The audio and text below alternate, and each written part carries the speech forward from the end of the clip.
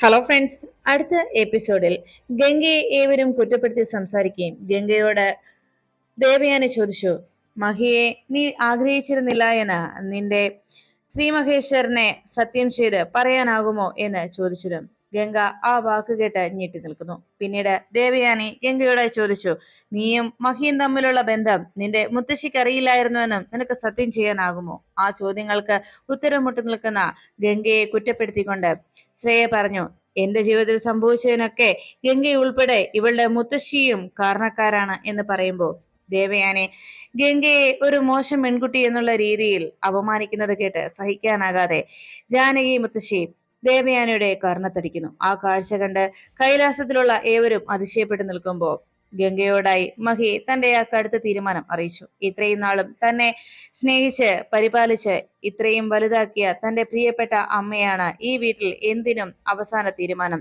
ആ അമ്മയുടെ മനസ്സ് വേദനിപ്പിക്കുകയും അവരെ ബഹുമാനിക്കാത്തവർക്കും ഈ വീട്ടിൽ യാതൊരു സ്ഥാനവുമില്ല എന്നും അതിനെ ഗംഗയായാൽ പോലും എന്ന് മഹി താക്കീത് ചെയ്ത് പറയുന്നത് കേട്ട് ഗംഗ, മഹിയേട്ട ഞാൻ എന്ന് വേദനയോടെ ചോദിക്കുമ്പോൾ വേണ്ട ഗംഗ എന്ന് പറഞ്ഞുകൊണ്ട് ഗംഗയ്ക്ക് നേരെ ദേഷ്യത്തോടെ മഹി പാഞ്ഞെടുക്കുന്നു.